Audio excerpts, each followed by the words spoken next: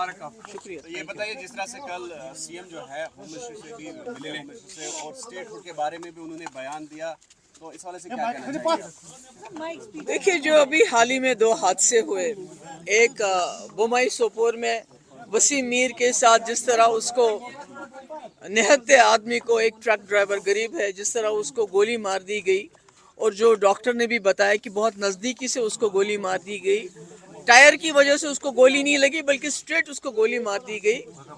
और उसके बाद कठुआ बिलावर में जैसे मक्खन दीन को पुलिस हमारी रखवाली के लिए है, उसको इतना टॉर्चर किया कि वो खुदकुशी करने के लिए मजबूर हो गया।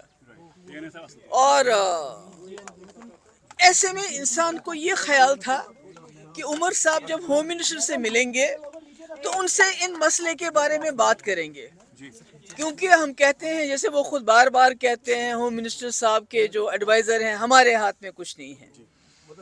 मगर वो यहाँ के वज़ीर आला हैं, उनके पास 50 MLA हैं, उनके पास मेंबर पार्लियामेंट है, उनकी एक अथॉरिटी है।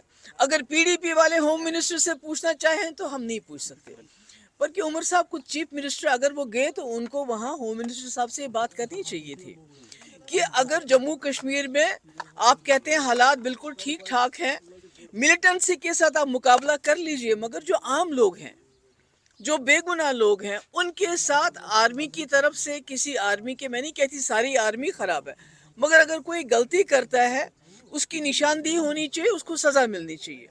इसी तरह जो बिलावर का SHO है, उसके बारे में आम तौर से ये शिकायत है कि वो वहाँ लोगों को, नौजवानों को गिरफ्तार करके उनसे पैसे वसूल करता है, जो पैसा नहीं देता है तो उसको मिलिटेंसी के इल्ज़ाम में बंद करता है।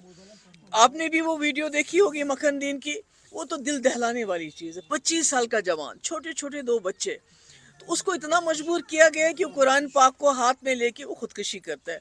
तो मुझे लगता है कि उमर साहब को ये चीज़ ध्यान में रखिए। स्टेट हुड तो ठीक है, आज नहीं कल नहीं परसों स्टेट हुड तो मिल ही जाएगा, मगर ये जो जम्मू कश्मीर के लोगों ने इतनी बड़ी तादाद में वोट दिया इस सरकार को, कि सबसे पहले तो जान है तो जहान है। स्टेट हुड तब है जब इंसान जिंदा रहेंगे। तो मुझे ये अफसोस है कि उन्होंने ये बात नहीं की, करनी चाहिए थी। दूसरी बात मैं ये कहना चाहती हूँ कि हम अपोजिशन है, PDP अपोजिशन है, हम कोई मिलिटेंट जमात नहीं है। हमारा एक ड्यूटी है, हमारा फ़र्ज़ है और हमारा हक है, जहाँ ज़्यादती होगी वहाँ जाके लोगों के साथ खड़ा रहना। तो जिस दिन ये वाक़या हुआ उस दिन मैं सोपोर जाना चाहती थी, बोमाई, और इल्तिजा जम्मू जाना चाहती थी। बिना किसी बात के सिक्योरिटी लाइन से कोई हमें बताया नहीं गया कि आप क्यों नहीं जा सकते, तो हमारे गेट के ऊपर कंडेदार तार, बड़े बड़े पत्थर, बड़े बड़े ताले लगाए गए। मतलब ये क्या है? मैं एक चीफ मिनिस्टर रह चुकी हूँ, होम मिनिस्टर की बेटी हूँ, Iltija, she is a law abiding citizen. तो आप बिना हमें बताए, कोई वजह के बिना क्या कहे, हमारे दरवाजे को लॉक कर देते हैं, ताला लगाते हैं। यहाँ तक कि जो उसकी गाड़ी थी, उसके जो PSO उनको रोका गया, उनको बोला कि आप वहाँ नहीं जाएंगे। अगर आपने उनके PSO को खुद रोका, गाड़ी उसको भेजी नहीं, तो फिर आपने उन्हीं PSO को कैसे सस्पेंड किया? उनका कसूर क्या है? आपने तो उनको खिंबर जाने से रोका, गाड़ी को रोका, ताला लगा दिया। तो देखिए, जो SHO इन्वॉल्व है उसके खिलाफ क्या एक्शन है हमें कोई मालूम नहीं है। जो आर्मी वाला इन्वॉल्व है बोमाई किलिंग में, उसके खिलाफ क्या एक्शन हुआ हमें कोई मालूम नहीं है, उसके बारे में कोई इन्फॉर्मेशन नहीं है।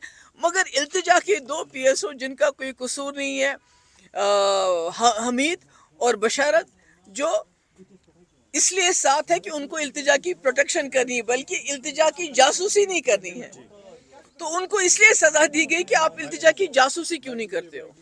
तो मैं समझती हूँ बहुत ही अफसोस की बात है। मेरी गुजारिश है गवर्नमेंट ऑफ इंडिया से कि जम्मू कश्मीर के आप इस रिश्ते को घसीटिए मत, इस रिश्ते को इज्जत से अपने साथ चलाने की कोशिश कीजिए। और वो तब तक नहीं चल सकता जब तक जहाँ जो ह्यूमन राइट्स वायलेशंस होती हैं, जब तक उसमें आप जो रिस्पॉन्सिबल हो उनको अकाउंटेबल नहीं बनाएंगे। उसके लिए آپ کو ایگزامپل بنانی چاہیے بومائی میں جو حادثہ ہوا اور جو